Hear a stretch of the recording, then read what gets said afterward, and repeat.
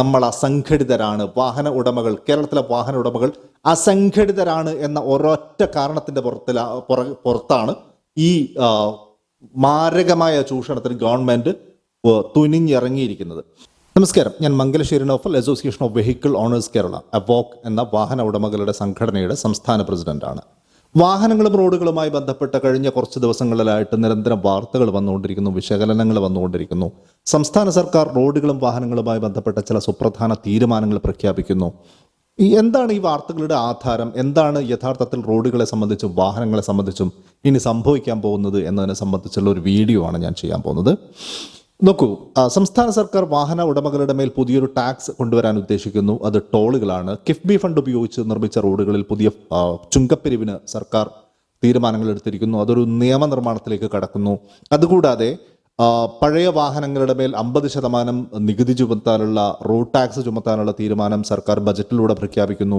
Electric വാഹനങ്ങളെ സംബന്ധിച്ച് അതിൻ്റെ നികുതി വർദ്ധിപ്പിക്കാൻ, റോഡ് ടാക്സ് വർദ്ധിപ്പിക്കാൻ ഗവൺമെൻറ് തീരുമാനിക്കുന്നു. ഇങ്ങനെ വാഹന ഉടമകളെ ദോഷകരമായി ബാധിക്കുന്ന, വാഹന ഉടമകളുടെ പോക്കറ്റുകളിൽ നിന്ന് വീണ്ടും പണം പിടിച്ചു പറിക്കാനുള്ള തീരുമാനങ്ങളുമായി സർക്കാർ മുന്നോട്ട് പോകുന്നു. യഥാർത്ഥത്തിൽ നിലവിൽ എന്താണ് വാഹന ഉടമകളിൽ നിന്ന് നിലവിൽ ഗവൺമെൻറ് ഊറ്റിക്കൊണ്ടിരിക്കുന്നത്, ഗവൺമെൻറ് പിടിച്ചു പറിച്ചുകൊണ്ടിരിക്കുന്നത്? എത്രമാത്രം ഭീകരമായ നികുതികളാണ് നിലവിൽ ഒരു വാഹനം ഓൺ ചെയ്യുന്ന ആൾ, ഉപയോഗിക്കുന്ന ആൾ, ഒരു വാഹന ഉടമ നൽകിക്കൊണ്ടിരിക്കുന്നത് എന്നതിനെ സംബന്ധിച്ചുള്ള ഒരു സംക്ഷിപ്ത വിവരണമാണ് ഞാൻ ഇവിടെ തരാൻ പോകുന്നത്. ഈ വിവരണം കേട്ട് കഴിയുമ്പോൾ നിങ്ങൾ ഓരോ വാഹന ഉടമകളും ചിന്തിക്കും, ഇത്രയധികം ടാക്സുകളിൽ നിന്ന് ഗവൺമെൻറ് ഈടാക്കിക്കൊണ്ടിരിക്കുന്നുണ്ടോ എന്നുള്ളത്. നമുക്ക് കണക്കുകളിലേക്ക് പോകാം. 3 ഘട്ടങ്ങളിലുള്ള നികുതികളാണ് സർക്കാർ വാഹന ഉടമകളിൽ നിന്ന് ഈടാക്കിക്കൊണ്ടിരിക്കുന്നത്. 1, ഒരു പുതിയ വാഹനം വാങ്ങിക്കുമ്പോൾ. 2, അത് രജിസ്റ്റർ ചെയ്യുമ്പോൾ. 3, ആ വാഹനം ഇന്ധനം നിറച്ച് ഓടിക്കുമ്പോൾ. ഇങ്ങനെ 3 ഘട്ടങ്ങളിൽ ഭീമമായ നികുതികളാണ് സർക്കാർ ചുമത്തിയിരിക്കുന്നത്. ഭീമമായ നികുതി അടച്ചുകൊണ്ടാണ് ഓരോ വാഹനങ്ങളും അതിൻ്റെ ഉടമകൾ അതെടുത്ത് വാങ്ങി രജിസ്റ്റർ ചെയ്ത് റോഡിലൂടെ ഓടിച്ചുകൊണ്ടിരിക്കുന്നത്. നമുക്ക് ഇതിനെക്കുറിച്ചുള്ള കൃത്യമായ കണക്കുകളൊന്ന് നോക്കാം. ആദ്യം, ഒരു വാഹനം ഒരു ഡീലർഷിപ്പിൽ നിന്ന് ഒരാൾ വാങ്ങിക്കുമ്പോൾ അയാളിൽ നിന്ന് സംസ്ഥാന കേന്ദ്ര സർക്കാരുകൾ എന്തുമാത്രം നികുതി ഈടാക്കുന്നു എന്നുള്ളതാണ് നമ്മൾ നോക്കാൻ പോകുന്നത്.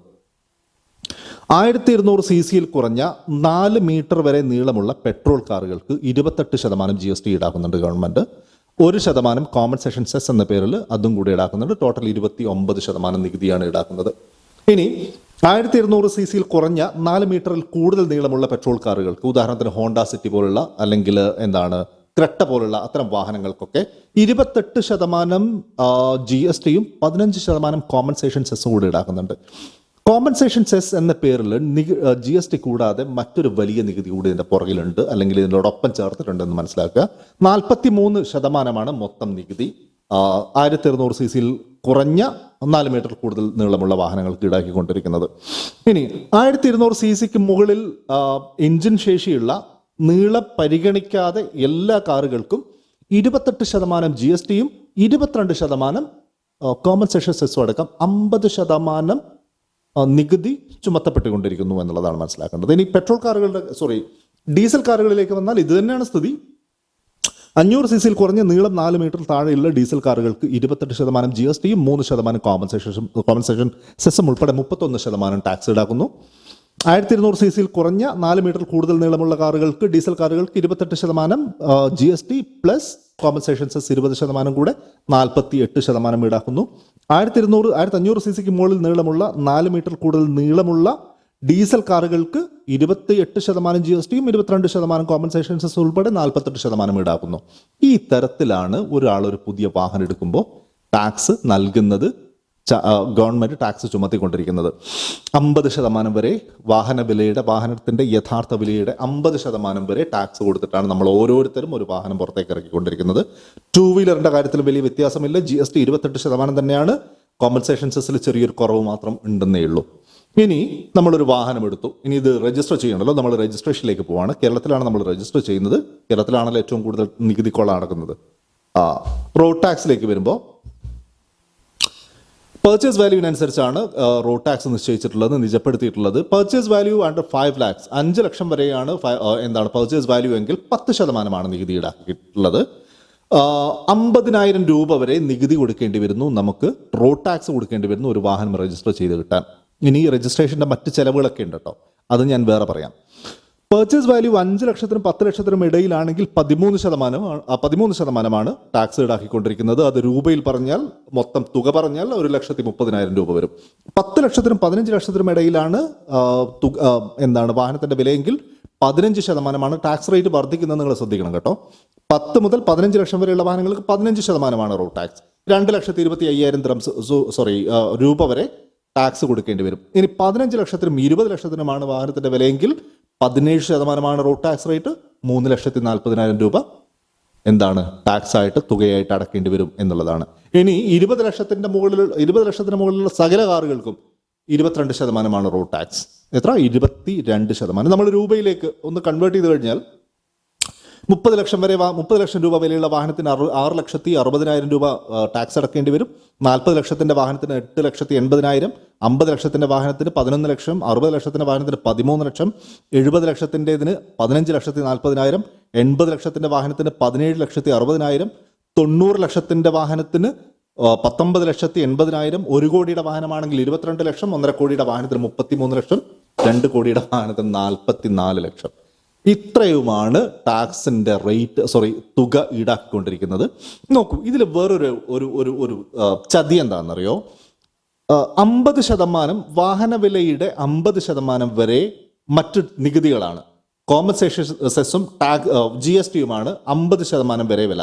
എന്നാൽ അതും വാഹനത്തിന്റെ വിലയായി കണക്കാക്കിക്കൊണ്ട് അതിന്റെ മേലെ കൂടിയാണ് ഈ ടാക്സ് ഈടാക്കുന്നത്. അതായത് ടാക്സിന് മുകളിൽ ടാക്സ്, നികുതിക്ക് മുകളിൽ നികുതി ഈടാക്കുകയാണ് ഇവിടെ ചെയ്യുന്നത്. ആക്ച്വലി രജിസ്ട്രേഷനുമായിട്ട് ബന്ധപ്പെട്ട MVDയുടെ സർവീസ് ചാർജസ്, മോട്ടോർ സൈക്കിൾ 500% വർദ്ധിപ്പിച്ചു. അതിനുള്ളതിനേക്കാൾ 500% വർദ്ധിപ്പിച്ചിരിക്കുന്നത്. നോൺ ട്രാൻസ്പോർട്ട് വെഹിക്കിൾ 300% വർധനവ്. ട്രാൻസ്പോർട്ട് വെഹിക്കിൾ 350% വർധനവ്. മീഡിയം ഗുഡ്സ് വെഹിക്കിൾ 250% വർധനവ്. പ്രീമിയം പാസഞ്ചർ മോട്ടോർ വെഹിക്കിൾ 250% വർധനവ്. Heavy goods vehicle 250%. Heavy passenger vehicle 650%. Importer vehicle 600%. ഈ തരത്തിലാണ് MVDയുടെ സർവീസ് ചാർജുകൾ വർദ്ധിപ്പിച്ചിരിക്കുന്നത്. വാഹന ഉടമകളെ ഏത് തരത്തിലാണെങ്കിലും ശരി പരമാവധി ചൂഷണം ചെയ്യുക, പരമാവധി പിഴിഞ്ഞ് ചാറെടുക്കുക എന്നുള്ളതാണ് സർക്കാരിൻ്റെ നയം എന്ന് വളരെ വ്യക്തമാക്കുന്ന തരത്തിലുള്ളതാണ് ഈ സർവീസ് ചാർജുകളുടെ വർധനവ്. തീർന്നിട്ടില്ല. ഇനി നമ്മളൊരു വാഹനം വിറ്റു, അല്ലെങ്കിൽ നമ്മളൊരു പുതിയ വാഹനം എടുത്തു, അതിൻ്റെ RCയിൽ അഡ്രസ് ചേഞ്ചിനൊക്കെ നമ്മൾ പോയി കഴിഞ്ഞാൽ അതിൻ്റെ സർവീസ് ചാർജിൻ്റെ വർധനവ് എത്രയാണെന്നറിയോ? ഞെട്ടാൻ തയ്യാറായിക്കോളൂ. Transport vehicle 2,500%. ഫീസിന്റെ വർധനമാണ് ഞാനീ പറയണേ. 2,500% പഴയ ഫീസിനേക്കാൾ വർദ്ധിപ്പിച്ചിരിക്കുന്നു. മീഡിയം ഗുഡ്സ് വെഹിക്കിൾ 2,500% വർധനവ്. മീഡിയം പാസഞ്ചർ മോട്ടോർ വെഹിക്കിൾ 2,500% വർധനവ്. ഹെവി ഗുഡ്സ് വെഹിക്കിൾ 3,750% വർധനവ്. ഹെവി പാസഞ്ചർ മോട്ടോർ വെഹിക്കിൾ 3,750% വർധനവ്. ഇമ്പോർട്ടർ മോട്ടോർ വെഹിക്കിൾ 7,500% വർധനവ്. ഇമ്പോർട്ടർ വെഹിക്കിൾ നോൺ ട്രാൻസ്പോർട്ട് 12,500% വർധനവ്. Other vehicle not mentioned above 7,900%. ഈ തരത്തിലൊക്കെ ഒരു സർവീസ് ചാർജ് വർദ്ധിപ്പിക്കാൻ എങ്ങനെയാണ് ഒരു ഗവൺമെന്റിന് കഴിയുന്നത്? ഒരു വാഹനം ഓൺ ചെയ്യുന്നു എന്ന പേരിൽ, ഒരു വാഹനം ഉപയോഗിക്കുന്നു എന്ന പേരിൽ ആ മനുഷ്യനെ, ആ വാഹന ഉടമയെ, അയാളുടെ പോക്കറ്റിലേക്ക് വരുന്ന പണം മുഴുവൻ സർക്കാരിന് ഊറ്റിയെടുക്കാമെന്ന് ആരാണ് ഈ സർക്കാരിനെ പഠിപ്പിച്ചിരിക്കുന്നത്? എവിടെ നിന്നാണ് ഇത്തരം ഉപദേശങ്ങൾ സർക്കാരിന് കിട്ടുന്നത് എന്നുള്ളത് അത്ഭുതമാണ്. ഇനി എന്തുകൊണ്ടാണ് ഗവൺമെന്റ് ഈ തരത്തിൽ വാഹനോടമകളെ പിഴിയാൻ ഇറങ്ങി തിരിച്ചിരിക്കുന്നത് എന്ന ചോദ്യത്തിനുള്ള മറുപടി, നമ്മൾ അസംഘടിതരാണ്. വാഹന ഉടമകൾ, കേരളത്തിലെ വാഹന ഉടമകൾ അസംഘടിതരാണ് എന്ന ഒരൊറ്റ കാരണത്തിന്റെ പുറത്താണ് ഈ മാരകമായ ചൂഷണത്തിന് ഗവൺമെന്റ് തുനിഞ്ഞിറങ്ങിയിരിക്കുന്നത്. ഇനി പുതിയൊരു ബഡ്ജറ്റ് വന്നല്ലോ. 2025-26 സാമ്പത്തിക വർഷത്തെ ബഡ്ജറ്റ് കഴിഞ്ഞ ദിവസം അവതരിപ്പിച്ചു. ആ ബഡ്ജറ്റിൽ നിലവിൽ ഈ തരത്തിലൊക്കെ ഊറ്റിക്കൊണ്ടിരിക്കുന്ന വാഹന ഉടമകളുടെ മേൽ പുതിയ നികുതി കൂടി ഏർപ്പെടുത്തുകയാണ്. നിങ്ങൾ ആലോചിക്കണം എത്രമാത്രം ഭീകരമാണ് അവസ്ഥ എന്നുള്ളത്.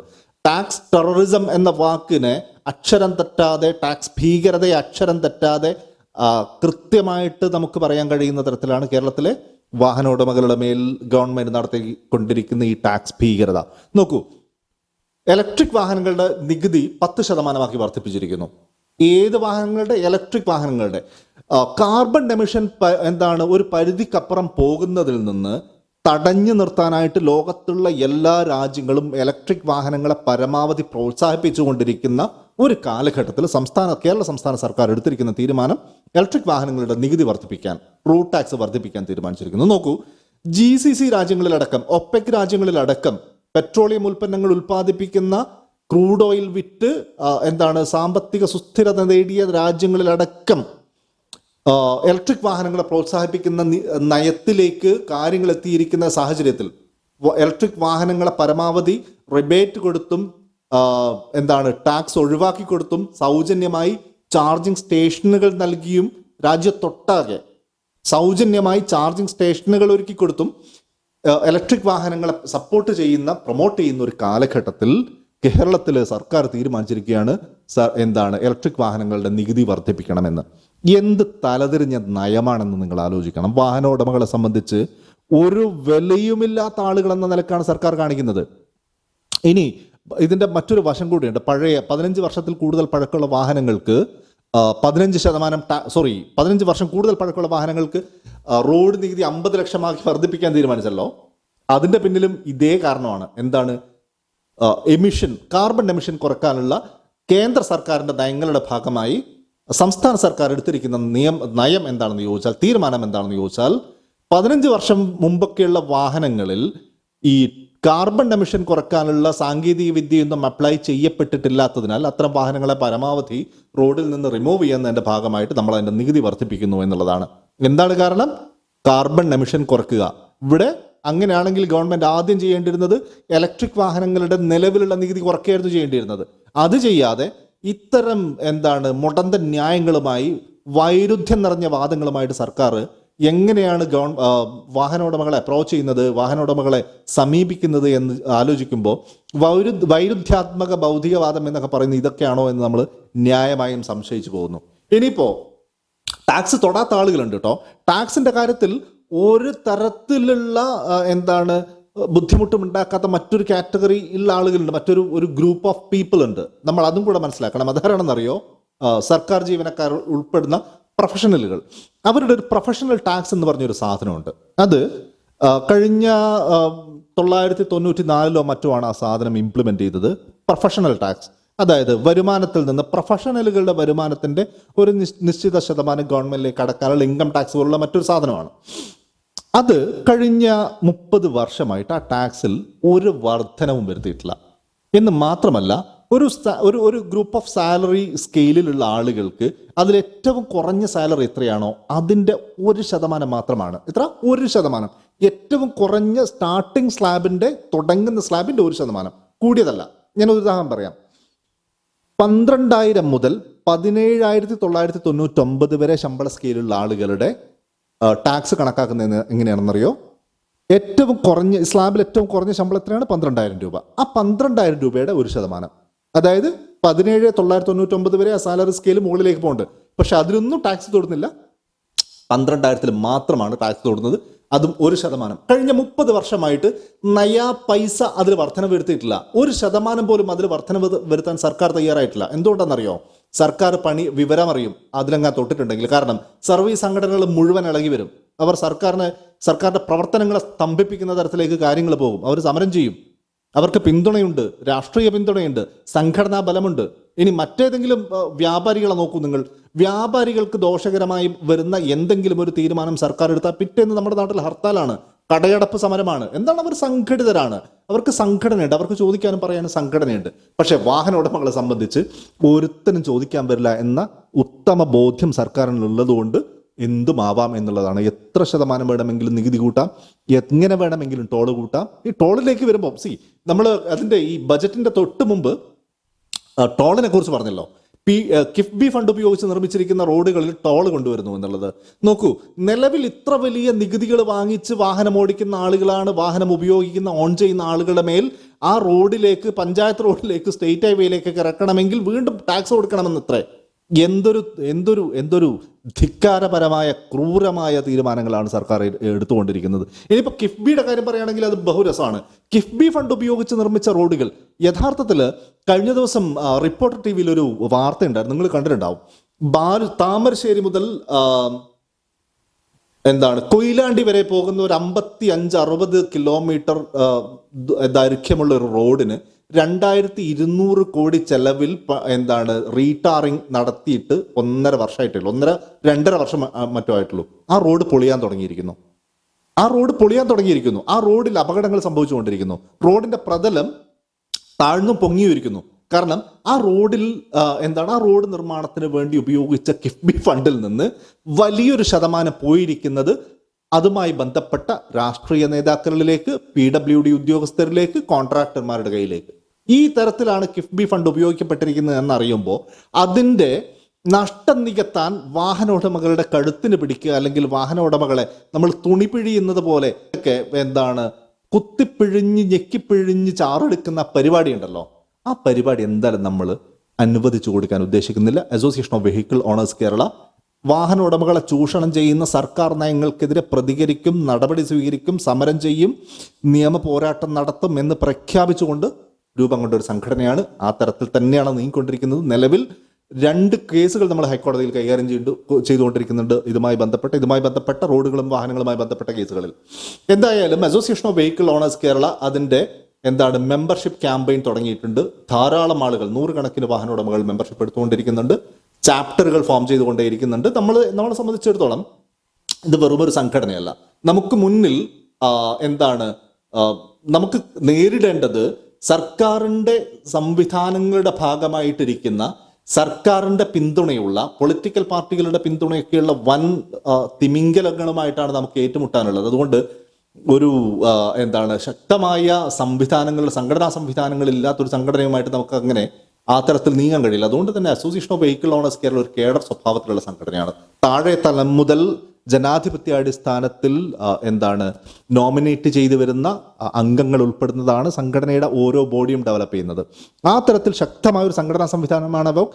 പൂർണ്ണ തോതിൽ നിലവിൽ വന്നു കഴിഞ്ഞാൽ ഇന്ത്യയിലെ ഏറ്റവും വലിയ സംഘടനകളിൽ ഒന്നായി മാറും അവോക്. ആ തരത്തിലാണ് നമ്മളതിനെ സംവിധാനം ചെയ്തിട്ടുള്ളത്, അതിൻ്റെ ഭരണഘടന തയ്യാറാക്കിയിട്ടുള്ളത്, അതിൻ്റെ പ്രവർത്തനങ്ങൾ ഒക്കെ നമ്മൾ സജ്ജീകരിച്ചിരിക്കുന്നത്, പ്ലാൻ ചെയ്തിരിക്കുന്നത്, പദ്ധതി ഇട്ടിരിക്കുന്നതൊക്കെ അങ്ങനെയാണ്. അപ്പോൾ എന്നെ ശ്രമിക്കുന്ന എല്ലാ വാഹന ഉടമകളും ചെയ്യേണ്ടത് അസോസിയേഷൻ ഓഫ് വെഹിക്കിൾ ഓണേഴ്സ് കേരളയിൽ ഉടൻ മെമ്പർഷിപ്പ് എടുക്കുക. www.avoc.in എന്ന വെബ്സൈറ്റിലാണ് അപേക്ഷ നൽകേണ്ടത്. അത് അവോക്കിൻ്റെ ഒഫീഷ്യൽ വെബ്സൈറ്റാണ്. അതിൽ ലോഗിൻ ചെയ്യേണ്ടതിൽ ജസ്റ്റ് കയറിയാൽ മതി. www.avok.in എന്നാണ് വെബ്സൈറ്റിൻ്റെ URL. അതിലേക്ക് കയറുക, ജസ്റ്റ് മെമ്പർഷിപ്പിൽ ടാപ്പ് ചെയ്യുക. നിങ്ങൾക്ക് മലയാളത്തിൽ അതുമായി ബന്ധപ്പെട്ട കാര്യങ്ങൾ അവൈലബിൾ ആയിരിക്കും, നിർദ്ദേശങ്ങളുണ്ടാവും. അത് ഫോളോ ചെയ്താൽ മതി. എന്തായാലും എന്നെ ശ്രമിക്കുന്ന കേരളത്തിലെ മുഴുവൻ വാഹന ഉടമകളും അസോസിയേഷൻ ഓഫ് വെഹിക്കിൾ ഓണേഴ്സ് കേരളയിൽ ഉടൻ തന്നെ മെമ്പർഷിപ്പ് എടുക്കുക. ഗവൺമെൻറ് പുതിയതായി കൊണ്ടുവന്നിരിക്കുന്ന തീരുമാനങ്ങളും നയങ്ങളും വാഹന ഉടമകളെ ദോഷകരമായി ബാധിക്കുന്നതാണ്. കൃത്യമായിട്ട് നമ്മൾ അതിനെക്കുറിച്ച് പഠിച്ചുകൊണ്ടിരിക്കുകയാണ്. തീർച്ചയായിട്ടും നമ്മളതിനെതിരെ കോടതിയിൽ ചോദ്യം ചെയ്യും. ഒരു നയം പോലും നിയമമാക്കി വാഹന ഉടമകളുടെ തലയില്ലാൻ നമ്മൾ അനുവദിക്കില്ല. നമ്മൾ ഏതറ്റം വരെയും അതിന് പോകും. Thanks for watching. Thank you.